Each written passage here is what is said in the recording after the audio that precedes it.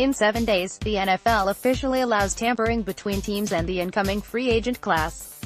In Unofficially, talk has been happening since the beginning of the combine. Between now and when reporters start announcing deals in principle, you're going to hear rumors flying everywhere. Some will have merit, and some are simply smokescreens designed to drive up price and entice a bigger market.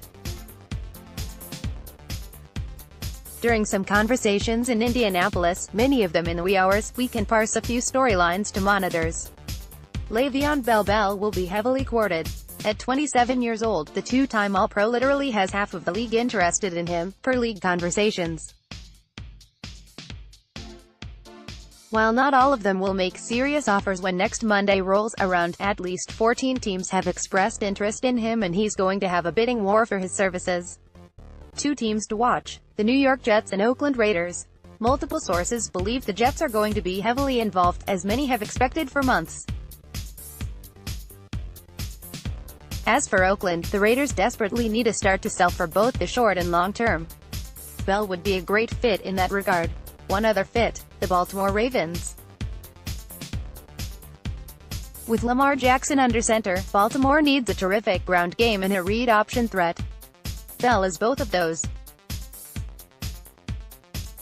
It would be out of character for the Ravens to make a splash move like signing Bell, but this is a new age in Baltimore, from Joe Flacco leaving Dwyer DeCosta taking over for Ozzie Newsome in the front office.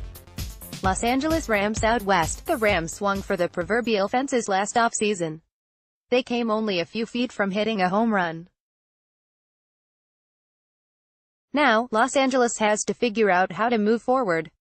The Rams only have $22 million in cap space, with a litany of free agents including defensive tackle Ndamukong Suh, safety LaMarcus Joyner, edge rusher Dante Fowler Jr., and guard Roger Saffold. Per a source, Saffold is likely leaving Los Angeles as he'll be priced out of the Rams' range. For general manager Les Snead, he's facing a few large decisions over the next year. How much is Jared Goff going to command, and when should Los Angeles try to sign him? After giving up a pair of draft picks for him, is Marcus Peters worth keeping? On the perimeter, Robert Woods and Cooper Kupp are both set for free agency after 2 more seasons. 2 extensions come into play next winter. There are a ton of moving parts in Los Angeles. Nick Foles and the quarterbacks in the quarterback market. The only name truly worth a big contract is Foles, who will be a free agent after Philadelphia considered putting the franchise tag on him. While the Miami Dolphins have interest in Foles as a replacement for Ryan Tannehill, who will be cut shortly, the Jacksonville Jaguars are the clear favorites. Jaguars general manager Dave Caldwell is opening up space by restructuring Marcel Harris' contract while trying to trade running back Carlos Hyde and defensive end Malik Jackson. In both cases, expect releases. So what will Foles' asking price be? He's likely going to search for something in the range of $25 million per year, which is what the tag would have paid him. With few suitors, he may have to settle a bit below that cost, but he'll be paid handsomely on a multi-year deal. Kansas City Chiefs. In Kansas City, the Chiefs are remaking their defense. After finishing 31st in yard allowed a year ago, general manager Brett Veach isn't being passive. Both outside linebackers may need a change of address form. Justin Houston will be either traded or released soon, with the latter being likely, as first reported by Fansided in February. As for Dee Ford, he is receiving the franchise tag but could be traded for the right price. The question many in Kansas City are asking is why Houston and Ford, considering the only positive on that unit was leading the NFL in sacks. There's a simple answer. The Chiefs currently have $24.98 million in cap space. By moving Houston, Kansas City gains $14 million more. However, Ford's tag equates to $15.4 million, putting the overall number back at $23.5 million overall. If Kansas City were to cut Houston and trade Ford, the Chiefs would vault to almost $39 million with additional draft capital in a class full of pass rushers.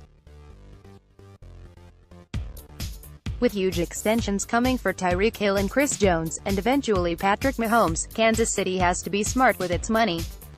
Paying its third-best pass rusher $21 million, along with a talented but inconsistent Ford on an eventual long-term deal isn't smart business.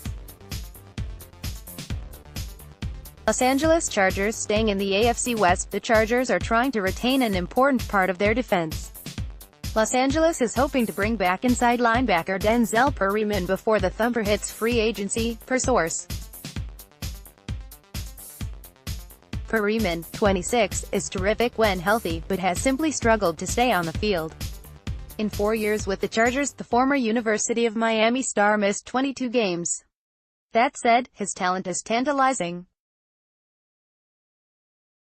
If the Chargers can't come to terms with Perryman, there's going to be a nice market for his services.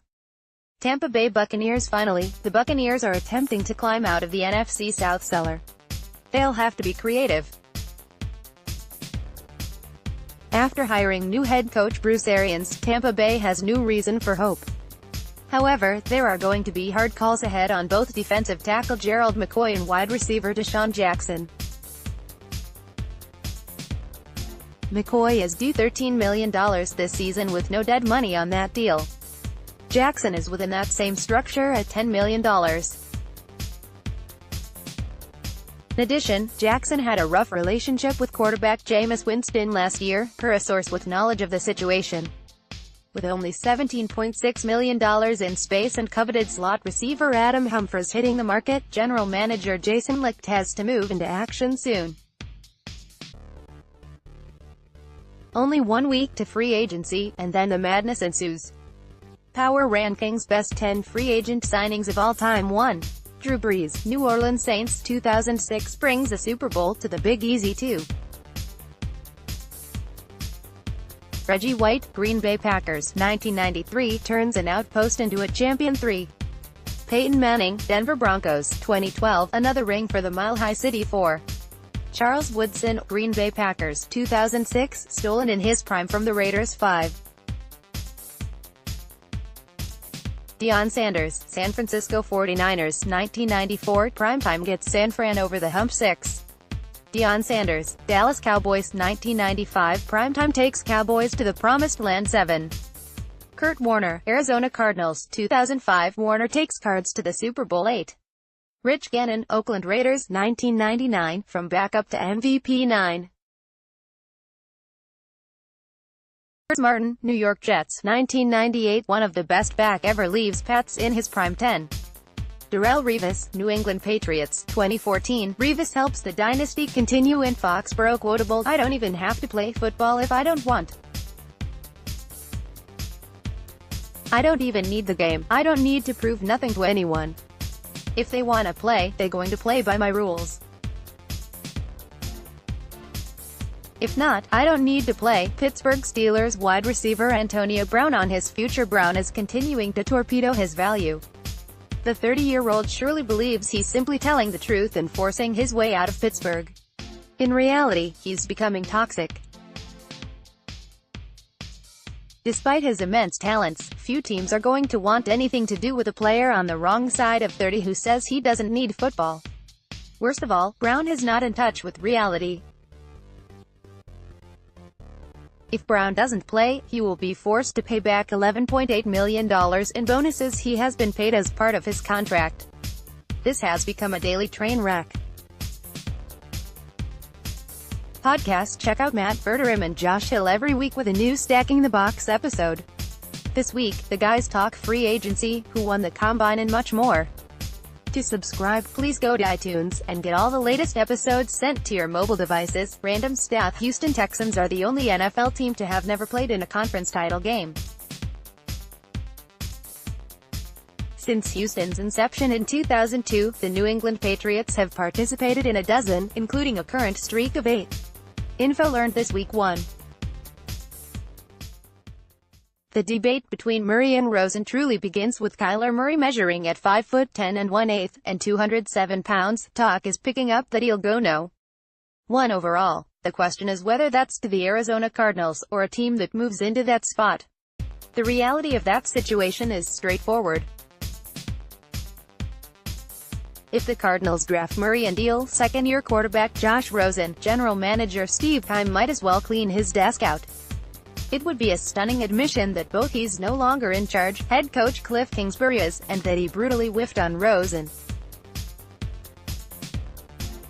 All this only months after Keim fired former head coach Steve Wilkes after 1 year to replace him with a guy who had a losing record at Texas Tech, with Patrick Mahomes.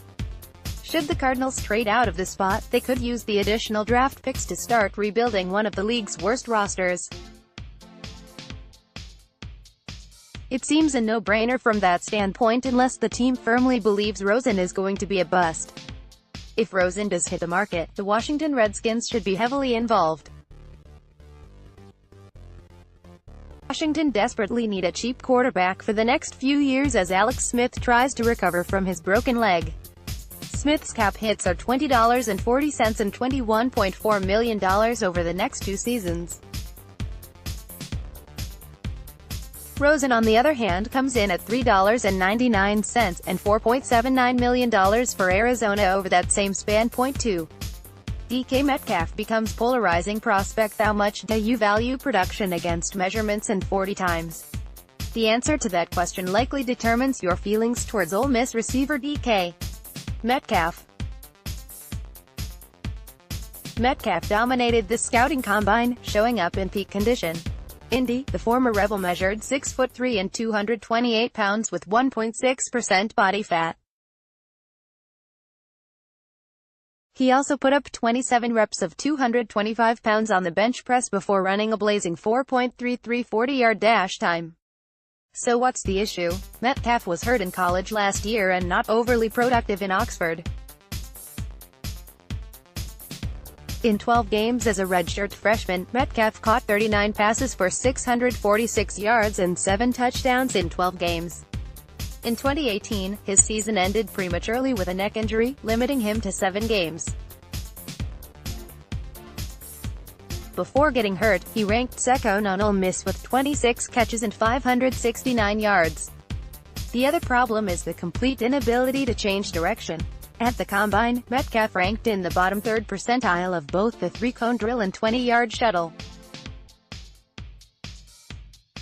Up until last week, Metcalf was largely considered a borderline first-round pick. Now, teams must decide if he's worth a much larger investment. Point 3. Gurley's knee will be a major issue for Rams moving forward. The Rams have to be breathing deep into a paper bag. Late last week, word leaked out that star running back Todd Gurley is dealing with arthritis in his left knee. Gurley, 24, was limited down throughout December and into the playoffs, missing the final 2 regular season games before totaling 30 carries in the postseason. If Gurley does indeed have arthritis, there's a real chance this becomes a chronic problem both for the back and his team. Los Angeles made a gigantic investment prior to the season, inking the former first-round pick to a 4-year, $57.5 million extension including $45 million guaranteed. The contract made him the highest-paid running back ever on an annual or guaranteed money basis. In fact, cutting Gurley would actually create more dead cap than savings for the Rams until 2022, the penultimate year of the deal. As explained by Dr. David Chow, the diagnosis isn't necessarily a harbinger of terrible years ahead. Still, if this situation continues to devolve, it could become a disaster for Los Angeles. Point 4. Giants moving on from key defensive pieces. The New York Giants are a fascinating team to watch over the next few days. New York has $27 million in cap space but wants more. The Giants are reportedly hoping to trade defensive end Olivier Vernon, who is scheduled to make $19.5 million this season. Moving him would save the team $11.5 million, potentially giving general manager Dave Gettleman more room to be aggressive in free agency. However, the Giants have to first figure out the Landon Collins situation. Collins, 25, is a 3-time Pro Bowl and former first-team All-Pro. The near consensus was that Collins would receive the franchise tag worth $11.1 million, but that's now unlikely to take place. Gettleman has been publicly vocal about not wanting to commit huge money on the tag. Furthermore, New York hasn't had any talks of a long-term deal with Collins. Don't be surprised if two Giants stars join the free agent frenzy. 5. NFL cap set at $188.20 million. If you want an understanding of how successful the NFL has been over the last decade, look no further than the rise of the salary cap. The cap is tied directly to league revenues, and it was set on Friday afternoon at $188.2 million for the 2019 season. At the beginning of the current collective bargaining agreement in 2011, the cap was $120 million. It has since risen by more than 50%, showcasing a stunning amount of growth for a sport that has been pacing America's athletic interest since the late 1960s. When the cap was introduced in 1994, it came in at $34.6 million. To put that in perspective, Drew Brees' cap hit this season? $33.5 million. History lesson: the no-huddle offense wasn't created by Marv Levy and the Buffalo Bills. It actually originated in Cincinnati, where the Bengals rode their explosive attack to Super Bowl 23 in 1988. In the late 80s, the offense was revolutionary. Cincinnati head coach Sam Wyche devised the offense with Boomer Esiason's intellect in mind. Esiason turned the scheme into a major success, winning the NFL MVP. In the '88 AFC Championship game, Buffalo actually petitioned the league to make the scheme illegal. 2 years later, the Bills made the offensive style famous, riding the K-Gun to 4 straight Super Bowl appearances. Parting shot of any of the 8 divisions, the AFC South stands to change the most in the coming weeks. The Indianapolis Colts only trailed the division-winning Houston Texans by a single game last season, and now have a league-best $106.4 million to spend in free agency. The Colts can obviously target multiple impact players, putting them in position to make a nice run come September. As for the aforementioned Texans, they are facing some important defects. Cornerback Kareem Jackson and safety Tyrann Mathieu are both about to get paid, potentially leaving Houston with some holes in an already poor secondary. The Texans have the third most cap space with $80.9 million, with some of that earmarked to tag outside linebacker Jadeveon Clowney. However, if the Texans are going to improve, they need to improve both the offensive line and weapons beyond DeAndre Hopkins. Jacksonville's situation was detailed above, but adding Foles would be immense.